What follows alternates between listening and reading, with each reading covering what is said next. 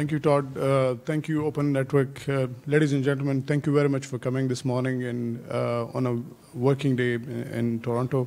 We're very pleased to be here with you and to present some of the opportunities that we believe exist in Khaber Pakhtunkhwa, and where we have commitment from the government side to support investments, and we'll showcase some of those investments. But before going into the slides, I would just talk about the reason why we are here today and the core issue for which we are in the government. We are working on different solutions, and we have developed a strategy for that. That core issue is that 15 million young people that we have in the province. According to 2017 census that we have, the province of Khaber Pakhtunkhwa has over 30 million people right now. Half of them are below the age of 30 years. To any government, that's a challenge, but at the same time, that's a huge opportunity if we can actually plan for that. And to us, we believe that digital jobs can be a solution. So now, where are those digital jobs? That's a part of the bigger strategy, and the part of the reason why we are here and why we went to different other cities in the US is all linked with this. So I'll initially start with the BPO opportunities, and then we would have your questions. But in the end, I'll also go through some of the other investment opportunities that we have for the IT sector in Khaber Pakhtunkhwa. So, and linking with the previous argument, in Khaber Pakhtunkhwa, we have a huge talent pool. Every year, there are over 6,000 plus IT graduates coming out of, and they are joining the pool. Last year, the data that we collected, the total number of jobs created in Khaber Pakhtunkhwa in the public and private sector, there were about 2,873. So there's a huge deficit, and I'm not including the other graduates. So that is the reason why we are thinking about other different forms of interventions. One of those sectors which is going to address the bottom 40% in Khaber Pakhtunkhwa is for the BPO sector. So in terms of some of the factors that will matter to somebody who would outsource to Khaber Pakhtunkhwa is the competitive wages and the availability of a large talent pool. So we have over 6,000 IT graduates joining the pool every year. We have, and a large majority of those graduates, they can speak English. So that's an added advantage that we have. The wages in Khaber Pakhtunkhwa, according to Pasha is the Pakistan Software Houses Association, according to the survey that they conducted, the wages difference in terms of the skilled workforce in Khaber Pakhtunkhwa and the major cities of Khaber Pakhtunkhwa is 15% lower than what we have in other cities of Pakistan. In terms of the operational cost, Khaber Pakhtunkhwa is about 44% cheaper. And I'll cite one of the examples of one of the recent operator who is coming to Khaber Pakhtunkhwa for 1,000 seats facility. He's been operating in Vietnam also, and the per seat BPO ready building that he was charged there, it was around $89. The similar facility that we are offering in Khaber Pakhtunkhwa to the same operator is going to cost him about 48 US dollar, which is about 5,000 rupees a month. That's a significant saving. And add on the top of that, if we add that difference in terms of wages, that's a significant saving for any of the operator.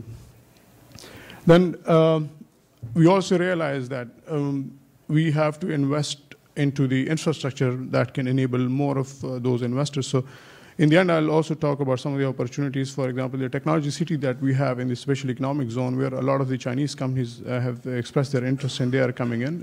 Special economic zone, some of you might know that it has a number of incentives applicable from the federal government also in the form of 10 years tax holiday, and that is one of the projects that's officially included in the CPEC framework. So all of the Chinese government is going to be supporting that project.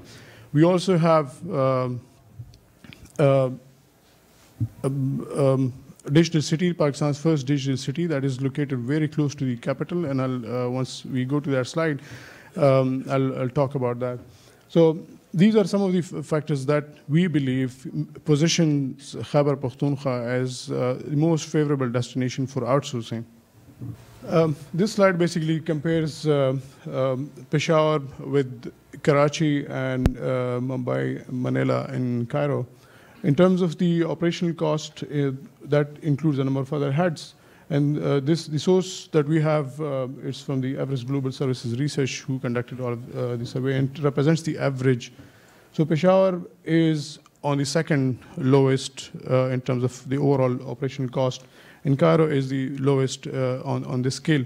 But if we look at the changes in terms of the wages, there's significant changes, like almost 2% up variation in Cairo. So that factor is going up, while it has remained considerably stable in case of Peshawar. This slide basically presents that comparison of, on the second column, we have the commercial office space rent that we have compared with Islamabad, with Lahore, Karachi, and with Manila. So that's the 44% difference that I'm talking about, and that translates into that facility with the same sort of features and the same aspects that a BPO facility would have. Then on the last three columns, we have the wages comparisons. The source for this is also Pasha, and this represents the average. So the third column from that side represents the about $300 for low-skilled workers. Some of them are offering them $250 US, but that represents the average. So there is that 15% difference comes in terms of the wages cost, and then 44% difference comes in the form of the operation cost of the BPO-ready facility. We also believe that if someone would want to come in and start their operations, they would want to have a talent pool where they could easily find people of the required skills. Khaber Pakhtunkhwa government has launched the first publicly funded digital skills program. It was quite publicized, and a lot of people really appreciated that. It was followed by the federal government, I think, last year. So that trend is going up. We are training 40,000 people in a number of digital skills. That includes programming skills. That also includes like some of these Amazon Web Service, a number of certifications that are required in cybersecurity area, full stack development, and a number of other things. And some of the operators who would speak of any required skills that they would want to have, we can also incorporate in that program. The program that we work on under this project is called Youth Employment Program. So Khaber Pakhtunkhwa also has, Peshawar also has lowest attrition rates, and those who are working in the BPO industry, they would know that attrition costs a lot to the business. So in terms of attrition, Peshawar has a better position, and some of those operators who are working in Rawalpindi and Islamabad, or 50% of their workforce is also from KP. So the attrition rates in there is also low. So once they shift to those better cities in Khaber Pakhtunkhwa, the attrition rate is going to go further down. In terms of the compatibility of the English-speaking skills, although India and Philippines and Egypt, they started a lot earlier than we have, but on this scale, we're not doing that bad. We're on the scale of 5, which is about medium to high. It's not native. So all of the elements for support are there in Khaber Pakhtunkhwa on all of these indices. On the infrastructure, government of Khaber Pakhtunkhwa is constructing a digital complex in Peshawar that is going to be providing those BPO-ready spaces, large offerings to IT sector businesses. It's located in Hyderabad, Peshawar, which is one of the best places in Peshawar. We have also started construction of Aptabad IT Park. We are also doing, on a very small scale, we are offering about 25 plots. We are offering that on commercial basis. This is a technology city that I mentioned. It is located in the special economic zone in Rashaki, which is midway between Peshawar and Islamabad. It's about 1 hour from Peshawar. Basically, technology city is to promote electronic manufacturing and assembling in Khaber Pakhtunkhwa. And mainly the Chinese are interested in this, but there are different clusters within the technology city. So the commercials offerings are expected to start end of the year. A state-owned Chinese company is developing this as a part of the larger special economic zone. Then we have, I'll come back to this slide again.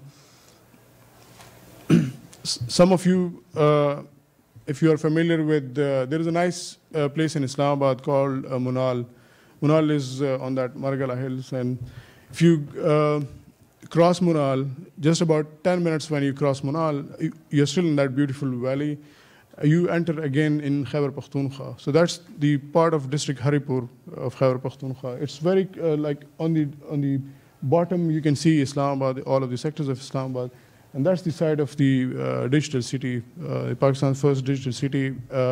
It's about 4,500 canals. Currently the land is being acquired, and we are planning to start commercial offerings by the end of 2018. It would also have different clusters, and it will provide investment opportunities, and we would really encourage the overseas Pakistanis who are involved in this sector to be a part of this and start this discussion with us so we can build these clusters based on your advice and your requirements.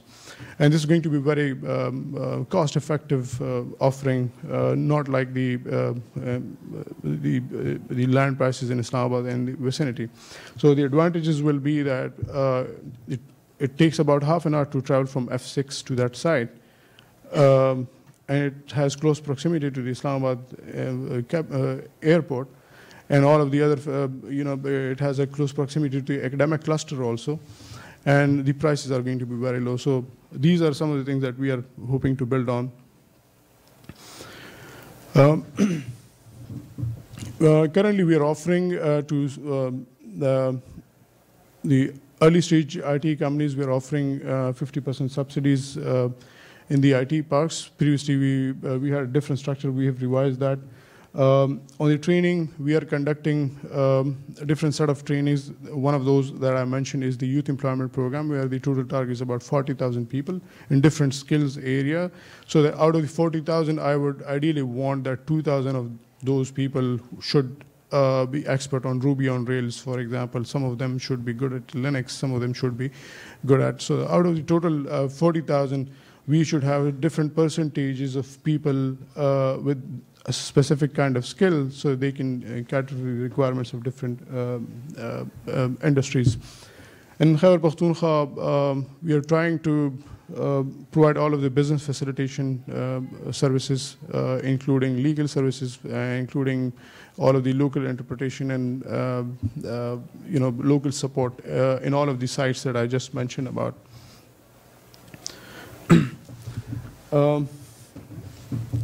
I'll briefly go through some of these. These are basically represent some of the projects that we have launched in the last 1 year. On the bottom left, you would see Durshal. Durshal is the largest tech incubator network of the country that we are setting up in Khaber Pakhtunkhwa.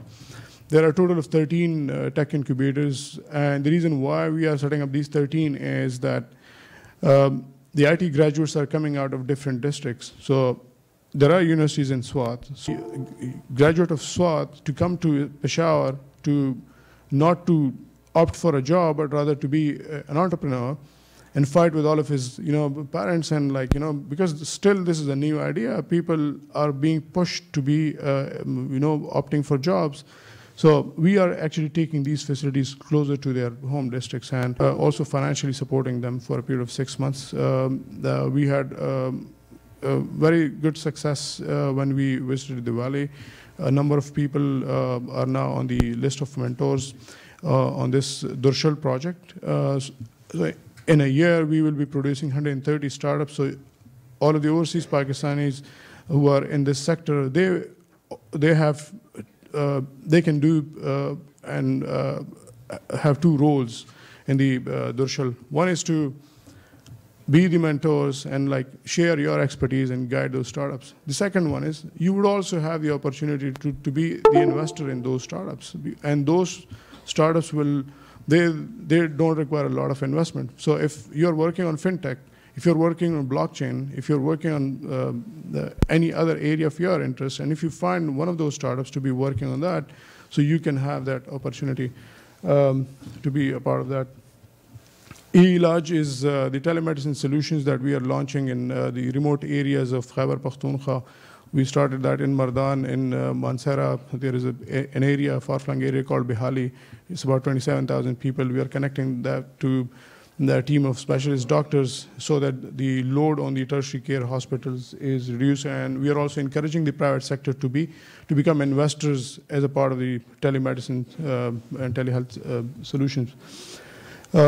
Realizing that a lot of things are now shifting into the cyberspace, and the government did not have any channelized mechanism of protecting its presence in the cyberspace. So the government of Khaber Pakhtunkhwa launched KP CIRC, KP Cyber Emergency and Response Center. The responsibility is two-pronged. One is to train people in the area of cybersecurity in different tracks, and the other one is to work as a government's watchdog to protect its presence in cyberspace. Netkamai is the impact sourcing project that Todd mentioned, and we graduated the first batch, and we are in negotiation with a number of other impact sourcing agencies in the US, and we are going to launch that. It comes under that BPO, but it's under that impact sourcing. And then early age programming is the last one that I would like to mention. You would have seen your Prime Minister, Trudeau, going to different schools. If you search it on YouTube, and if you search that hour of code, you would see Obama going to different US schools, inviting kids to the White House, and Trudeau going to different schools and sitting with kids. And they have a curriculum where they teach early age programming, and that's based on MIT Scratch and App Inventor. So what we did in Khaber Pakhtunkhwa was that we started the same curriculum, and we launched that program in 300 government schools.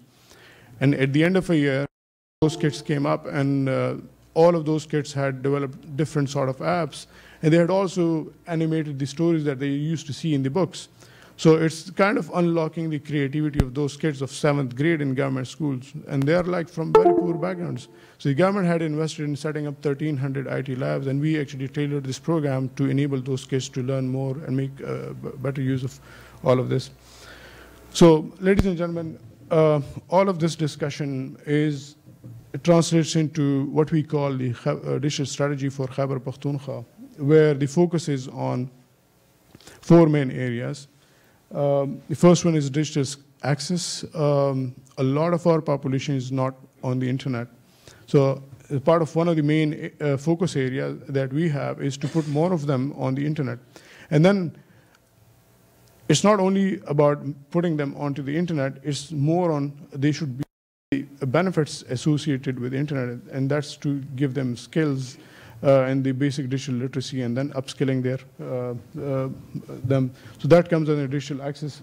You would have seen Pakistan and a lot of government departments are still lagging behind in automation and providing the services to the citizen. So the government to citizens engagement is a problem. The government to government engagement is also a problem. So every department has its own databases in different silos. They are not speaking to each other. They're not speaking to the government also. So it doesn't have that kind of transparency. It's difficult to interact with. So a part of one of the main focus areas that we have in the digital strategy is to improve on the digital governance. So, and we've started with police department. We're also going after the different hospitals to automate all of them. Then the third focus area is the digital economy, and one of those initiative that I mentioned is that Durshal project. Durshal is a Pashto word. Those who know Pashto, they would know Durshal is called Chokat. So it's like we want to kind of launch them through this Durshal. And there are 13 in Bannu, Dia Khan, Kohat, Haripur, Abbottabad, Peshawar, Swat, and so all of those areas where the IT graduates are going to come out. And then the fourth one is the digital skills, where we are providing the skill training to people according to industry requirement, including the BPO. So we're happy to take your questions, and thank you very much once again to be here.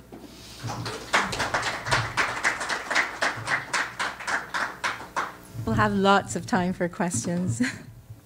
Thank you so much, both Anna and Daoud. The incredible information. You know, I think what I got out of listening to all of this is the word born digital. And I believe that I've always thought that it's always harder to undo existing processes and structures than implement new ones. And I love, you know, I think everybody will agree the leaps and strides that are being made in this area are fantastic for facilitating what you guys are trying to do. So thank you so much. Ladies and gentlemen, people, projects, and nations need champions. There's plenty of champions who have a mandate, but not often is there someone that really takes accountability for, you know, what has been assigned to them.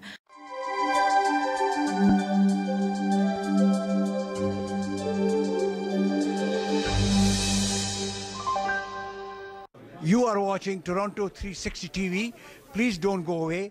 We'll be back after this commercial, so stay tuned.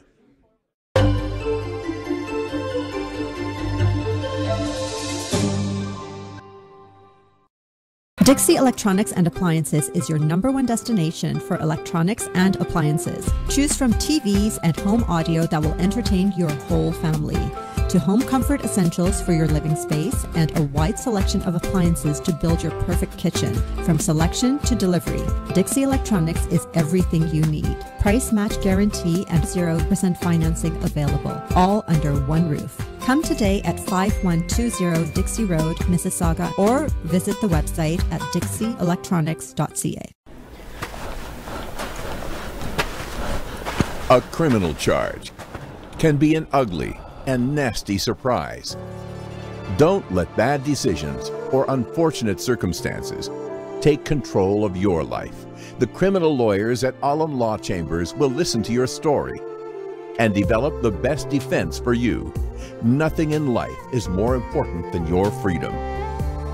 Reliable and affordable. Alam Law. Thinking of buying, selling, or investing in real estate, whether it be residential, commercial, or pre-construction, Arshad Bhatti and his team of professionals can help. We have guaranteed allocations in high-rise and low-rise pre-construction projects in and around the GTA. Want to be updated when a new project launches? Then join our database today and never miss out on the latest projects. Call Arshad Bhatti at 416-300-5600. That's 416-300-5600, or register at arshadbhatti.com.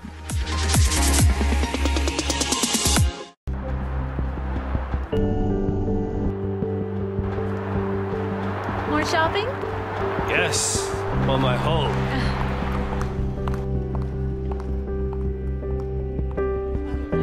Welcome to Pan Am Blinds Limited. My name is Bobby, and I would like to introduce our very newest product. It is only with us with Pan Am Blinds in improved. This combination of and silver shades, so Venus shades, or Shangri-La shades. So it's a very unique and new product in different color. It's an energy saver. You can save your 85% energy, and also it has child safety features over here. If you see here, if it goes down, it will open itself and you will see through from this, but ultraviolet rays controlled. No UV light will come in and you can see out, and people, they can see very slightly. Please come to our store and see how many beautiful colors we do have and enjoy your comfort of life.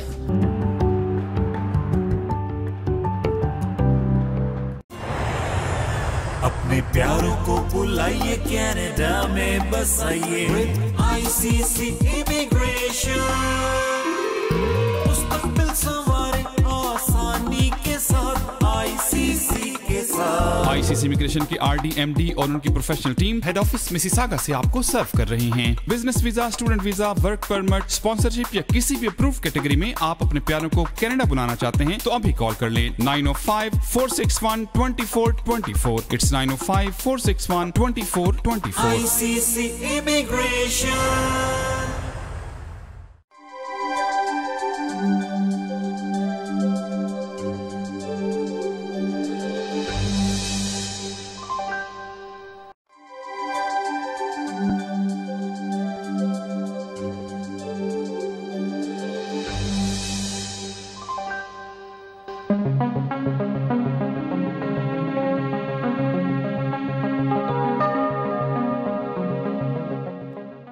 Our next guest is our official representative for the government of Pakistan here in Canada. And I myself have been amazed at the level of interaction, support, and leadership this gentleman demonstrates for helping integrate Canadian Pakistanis in Canada here and for the Canadian initiatives in Pakistan. So would you guys please put your hands together and help me welcome the Consul General of Pakistan, Mr. Imran Siddiqui. Sir, would you come up and give us a few words? Bismillahirrahmanirrahim. Assalamu alaikum, ladies and gentlemen, and a very good morning to you all. I apologize for being late, but it is not, I can blame it to the traffic, but it was not traffic today. It was there was some mismanagement in the communication. In any case, thank you very much for inviting me, and I welcome all the guests who have come from Pakistan to showcase the progress that has been achieved in the KP province of Pakistan. It is indeed remarkable. As you all are aware that, last week, Federal Minister for Commerce and Textile visited Canada at the invitation of his Canadian counterpart. I had the honor of being present in some of his meetings over here in Toronto. And one thing which came out, it was, an important takeaway for us as well, was a remark by one of our interlocutors, the provincial Minister for Trade. He said that, there are distances between Canada and the world in Asia and across Pacific and across Atlantic. And it restricts Canadian business and trade with the world that is far away from Canada, Canadian shores. And that is why our focus is on our southern neighbors in NAFTA. But he at the same time remarked, and we fully subscribe to his view, that we have to find out new plans, extraordinary plans where we can interact and where we can, trade and have business. And IT sector is one of such plans, and we fully agree with him that it is here where distance do not matter, and we can easily do business, expand our trade, and help our respective societies and economies by promoting interaction between people to people, people in Canada, business people in Canada, and business people in Pakistan, as well as helping achieve sustainable development goals, which were, if you see this employment thing, that is a cross-cutting issue in that document. So we can help in achieving in the government's efforts, in the provincial government's efforts in Pakistan to achieve all such objectives which have been outlined in the, in that document, Sustainable Development Goals, by promoting business, by creating new opportunities for employment, particularly for our young people. There are several reasons for us to believe that IT is the plane that we must explore and expand. First of all, some of the points have been mentioned, but I will, at the expense of repeating them, will reiterate, some of the points which were mentioned earlier by two very capable speakers before me. Pakistan has been ranked as number 4 for freelance development in the world. Pakistan's IT exports have increased by 70% during the last 3 years. With its over 200 million population, 60% of which in the age of 15 to 29, Pakistan represents an enormous human and knowledge capital potential. Pakistan has more than 2,000 IT companies and call centers, and the number is growing each other. Pakistan is already the 3rd largest provider of workers to online freelancing platforms. The number of English-speaking IT professionals goes beyond 300,000, with high qualification in current and emerging IT products and technologies. With over 14 software technology parks, the country produces over 20,000 IT graduates and engineers every year. The total revenue of Pakistan's IT industry is nearing $3 billion. The government of Pakistan continues to facilitate the IT industry through numerous sustainable development and accelerated digitization projects, research and innovation, software and technology parks, subsidized bandwidth, international marketing, international certifications, internships and trainings. There are other areas which are as relevant to IT business environment, and the federal government of Pakistan and all the provincial governments have made significant progress in these areas too. First, Pakistan today can rightfully claim that after thousands of sacrifices, it has overcome security issues in the country. Now, someone mentioned about the issue of perception, and it is an important point. Perceptions are not reality, but perceptions do matter. So how do we fight with a negative perception about Pakistan and the investment environment and the business environment in Pakistan?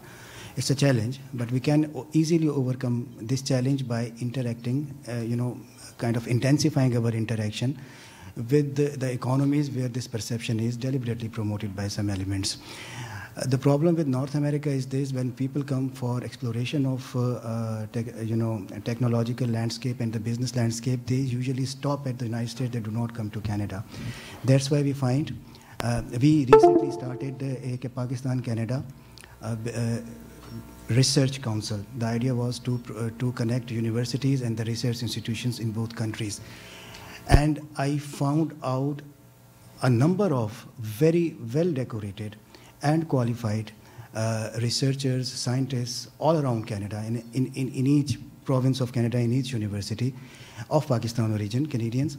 And all these experts are very much willing to enter into some kind of collaboration with Pakistani institutions.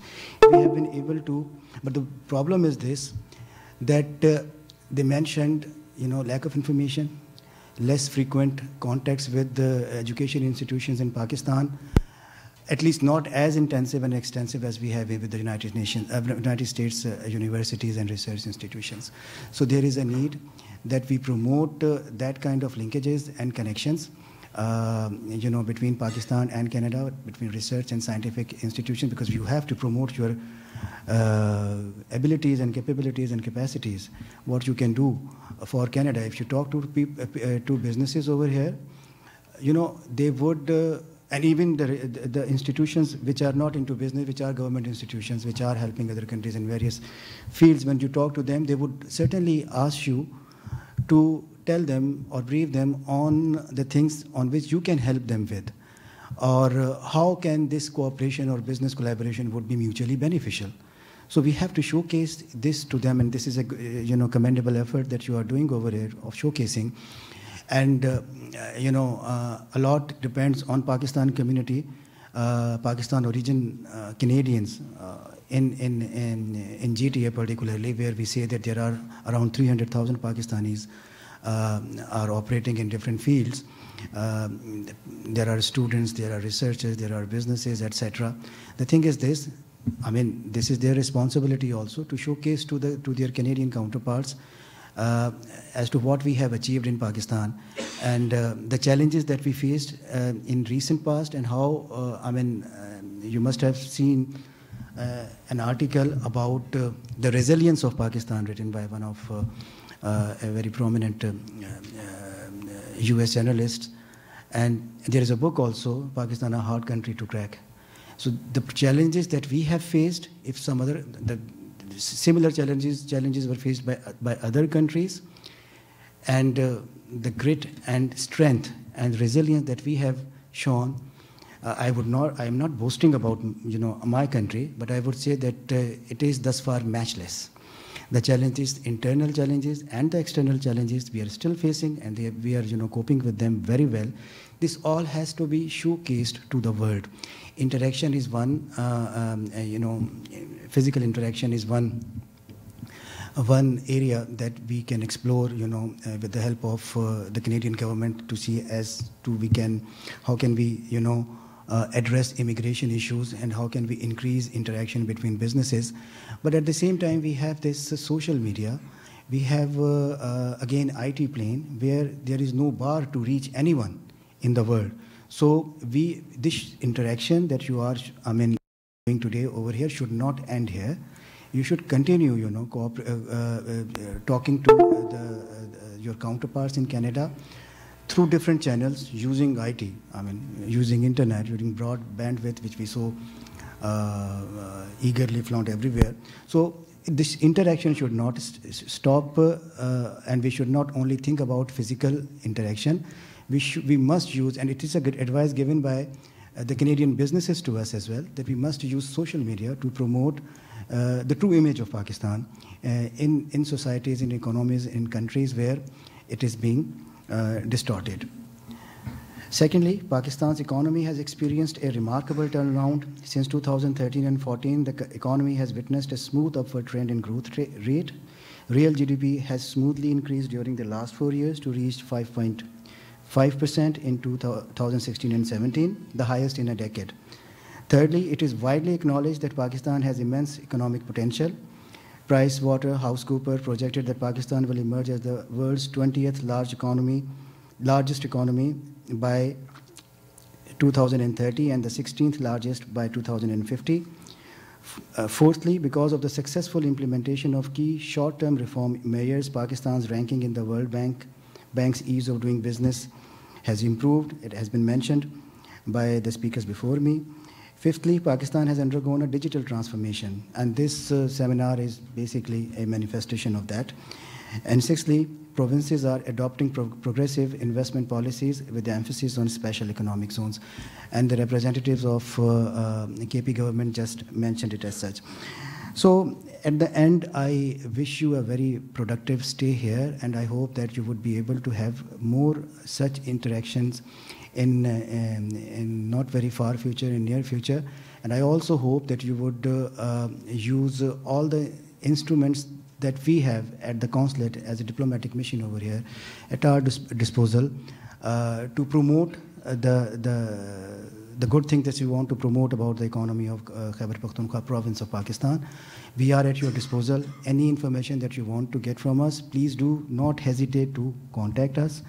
Anyone you want to have any background check by us, please ask us to do that and have more of such interaction. I mean, we can arrange webinars for you in collaboration with any interested organization, open and other business organization. If they want to do something in collaboration with you, we would be very happy to organize web space for you where you can promote activities that you are doing, good deeds, good things that you are doing, and which the Canadians must know.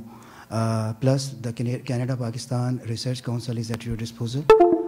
Some of the professors who are the PhDs from McGill, from Canada at UET Peshawar are also engaged with it, and they are doing whatever they can. I would be very happy to share their contact details with you, and I hope that they would be co-opted in further promoting our common objective, and that is the growth and progress of our economy everywhere, in provinces as well as in federal level. Thank you very much.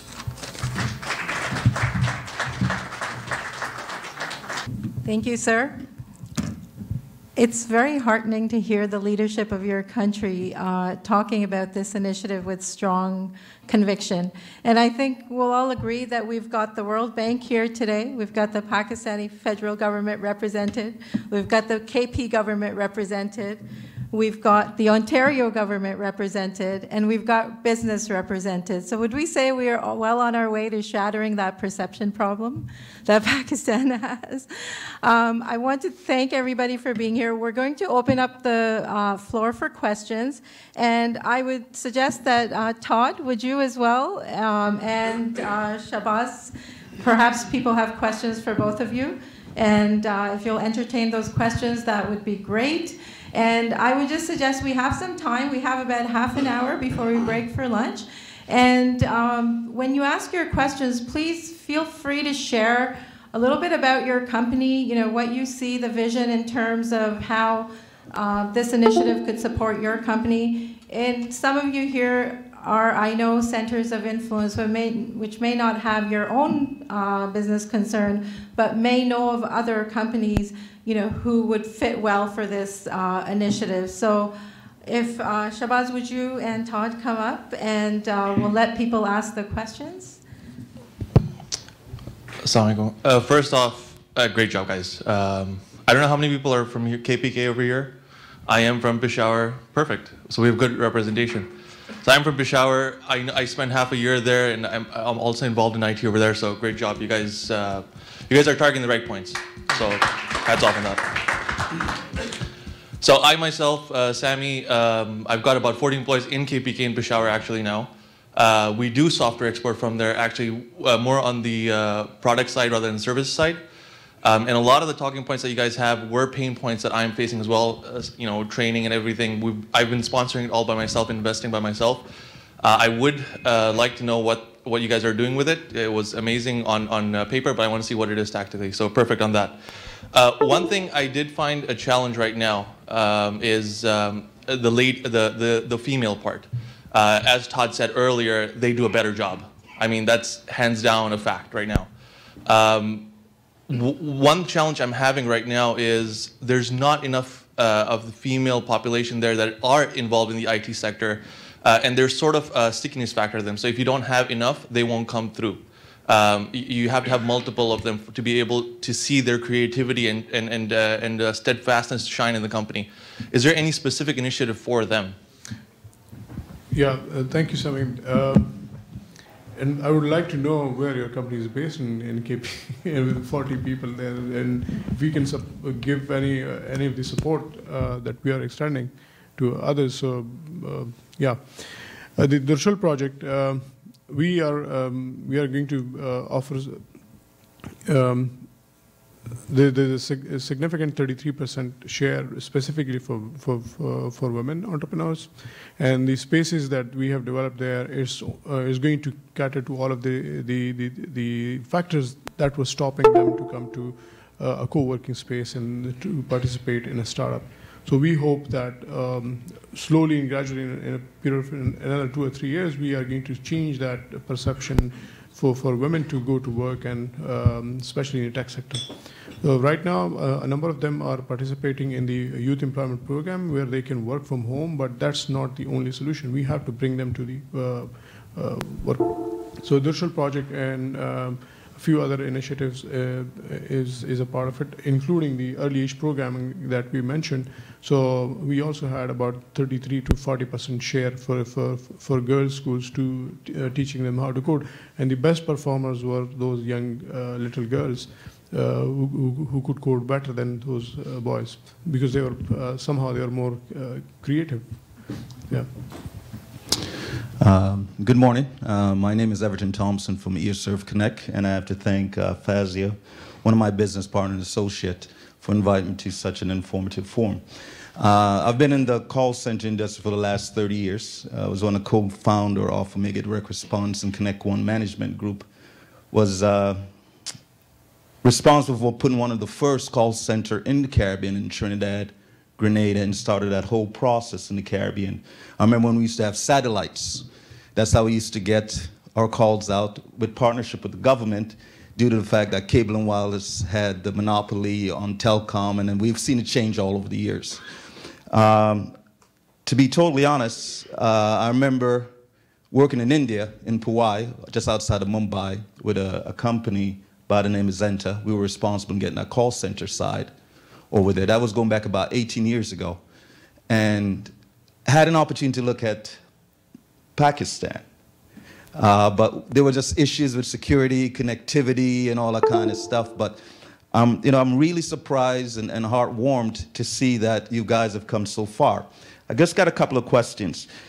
In regards to your fiber connectivity and your termination site and redundancy, because in the outsourcing sector and call center sector, you got to be connected 24/7, especially when you're doing inbound, outbound, and of course, webinar and all of those different type of services that's provided. And who are your major carriers in that section right now?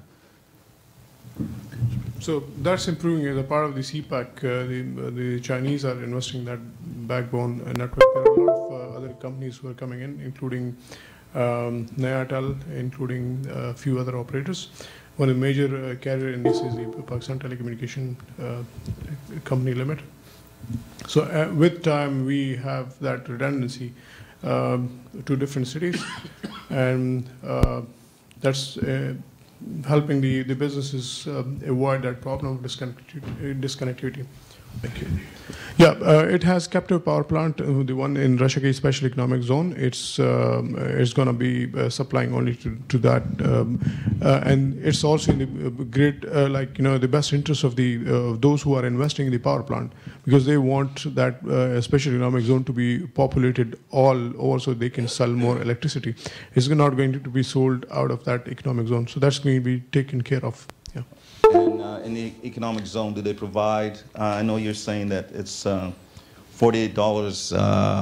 $48 is not in the economic zone. It's within the city currently. It's the example that I cited there for the $48 a seat. It's out of the negotiation that this price came up with one of the operators who is starting the facility with 1,000 seats. So this is the price that we are to that operator. And some other cities might go a little further down, but in some other parts, it might be up to $55. Okay, so that's just only for infrastructure, not included like your LD or anything like that, right? It includes BPO-ready facility with all of the electricity and utilities taken care of. Okay. Yeah, 5,000 rupees, which translates into about $48 a month per seat. That has a furnished space with electricity payment and all of the internet cost, and the training facilities that we provide. There are two kind of arrangements. All of the BPO operators have they have a specific curriculum to train their employees based on the kind of service that they want to provide to the service to the industry.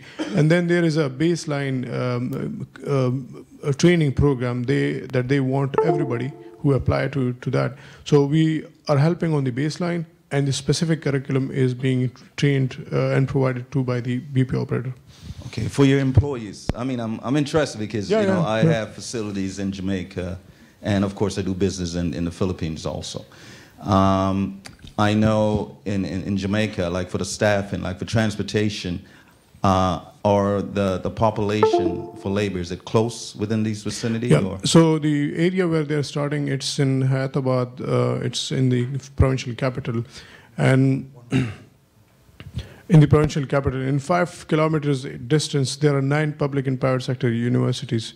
There's about 40,000 people living in that area, and some of the workforce may not come from that area, but we are providing that shuttle service to one of the terminals. There's a famous thing, a lot of Pakistanis would know about that BRT project. So there's a BRT terminal, so we are providing that shuttle service. So the essence is that we are trying to facilitate as much as we can in order to make sure that you get all of the best features for the BPO destination in Khaber Pakhtunkhwa. And one of the things is that when I mentioned that we are providing that business facilitation services, is that you can speak to us, we can have customized a package for you, and that can help your industry requirements. Assalamu alaikum. My name is Salman. I'd like to thank Nadeem Hashmi for inviting me to such an informative session. It is indeed heartwarming to see such initiatives pursued with such aggressiveness in our beloved home province. I have a little bit of experience in setting up an outsourcing organization. We did it in Karachi in about 2002, 2004.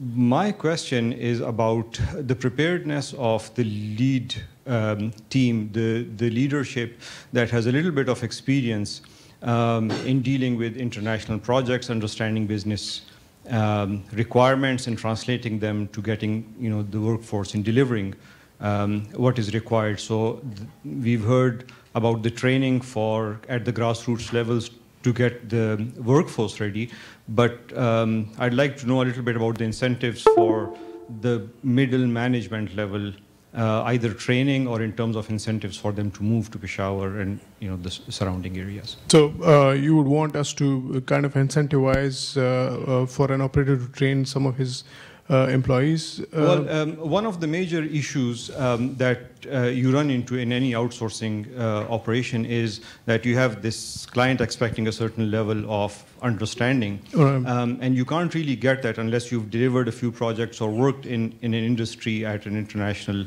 with some. So if you have any curriculum that you would want us to train, so we can conduct that training on your behalf, so that would not cost you anything.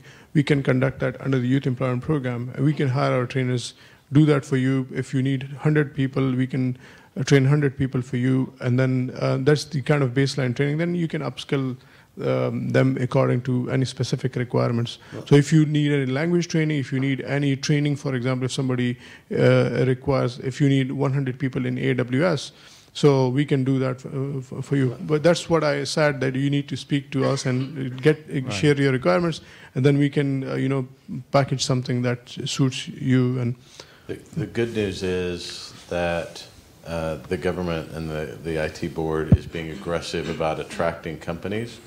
The bad news is there are not a ton of companies already operating that are creating that kind of practical experience. You can train somebody, but you're asking about people that have already delivered to a sort of a Western standard or a European standard or those kind of initiatives. I agree that's important. I was a little worried about whether we'd be able to find that level of talent to be our trainers for the program we're using for our cohorts. But I've been very pleased with the quality of trainers that we've had that have learned very quickly, but they didn't have that experience going in as well. So I think I'd recommend, just from my experience, building some ramp-up time to build some of that experience. Everest research says there has been some finance and accounting outsource going on there. So there has been some BPO work being done in Peshawar. So there probably is some of that experience there that's delivered to a sort of domestic standard, to a Western standard. But there isn't a ton of it, which is good for prices. It means you're not going to have a lot of competition. All the best talent is still there, waiting to be trained up and selected, but there's probably some that have that industry experience, but it's not extensive because they're just entering into this space. Thank you. And the operators that we spoke to and who are interested to come to KP, 50% of their workforce is also from KP, so, and they're in different levels, so they have that exposure, but it also depends on what industry your business is going to serve. Yeah, so it might be, yeah.